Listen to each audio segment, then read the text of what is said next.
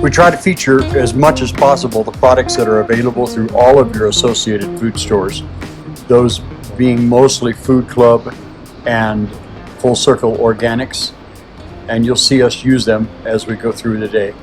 Thank you. Hi, I'm Huck King. I'm your chef today. We're here at the Midway Market, and today we're going to be making risotto, but not everyday risotto. It's going to be roasted corn and cheddar risotto. We're doing risotto today. Most everybody has tried risotto or heard of it at least, and it's usually done with Italian cheeses, sometimes pancetta, different meats and what all. Today though, we're going to do a roasted corn and cheddar cheese risotto. It's really fantastic. The main thing to concern yourself with is make certain that you're not going to be interrupted. Once you start this process, I would not want you to step away from it. The rice will stick, it can burn. You really need to stay on it. We have butter melted and olive oil in the pan right now, getting warm. I'm going to add the rice. You want to use arborio rice. This is a short, fat rice, as opposed to the long grain most of us cook. And what it does is it's very high in starch, and it creates its own sauce. Rather than put water on to boil, add some salt, throw the rice in, turn the fire down, and let it cook for 25 to 30 minutes. This we will leave the lid off and continue to cook it all through the process. Right now I'm toasting the rice in the butter and olive oil. We're going to add about 1.5 tablespoons of shallots and of garlic. Let them toast up with the rice. And I would also caution you not to be afraid to season your food, please. I love to cook and I love to watch cooking competitions. And more times than I could possibly count, I've seen a chef get bumped out because they were afraid to season their food. Don't be.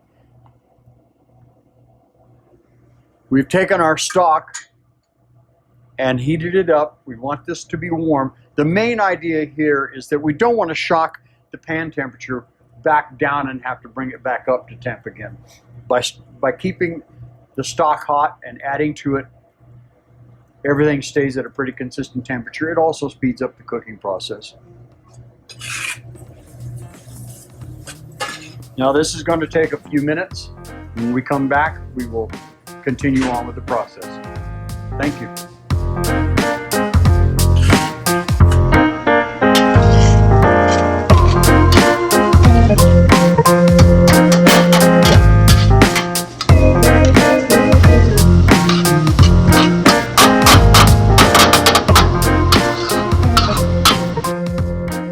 All right, our risotto's been toasting for a while. The garlic and shallots are cooked. First thing we're going to do is deglaze with a white wine. You do not have to use wine in your risotto. And if you have a problem with that, then just use stock. If you are going to use wine, I would suggest to you that you do not use a cooking wine. It's an old rule never to cook with a wine that you would not drink. Even though I don't drink wine, I still love to cook with it. I like the taste that it lends to food. So, all right, we've deglazed with wine.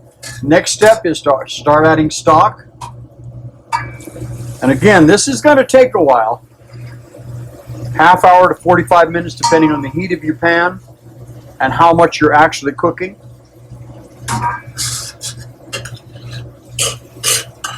But you don't really want to step away from this.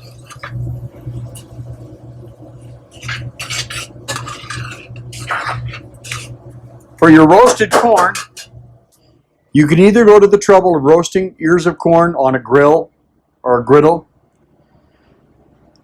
You can, if you do not have access to that, take frozen corn, one of our Food Club brands would be fine, and roast it on a pan in the oven.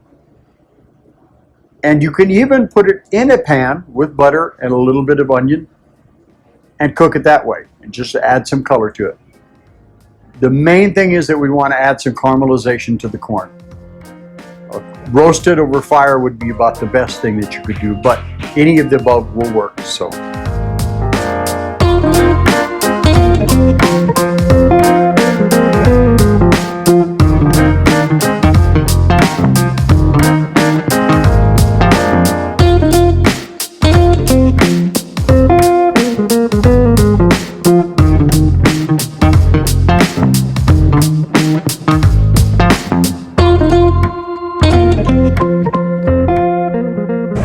All right, our risotto's been cooking for about a half an hour now.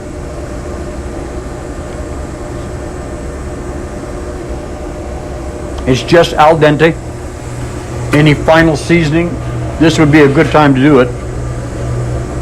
Yeah, it has plenty of salt.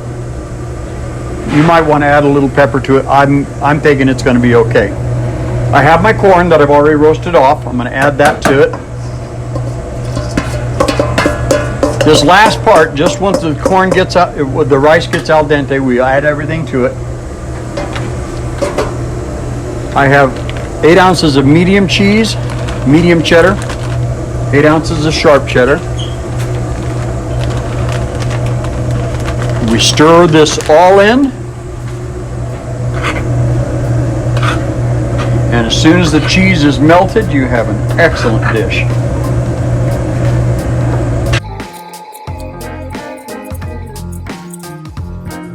There we go, folks. We now have roasted corn and cheddar cheese risotto. It's just that easy. And if they told you not to play with your food, they were wrong.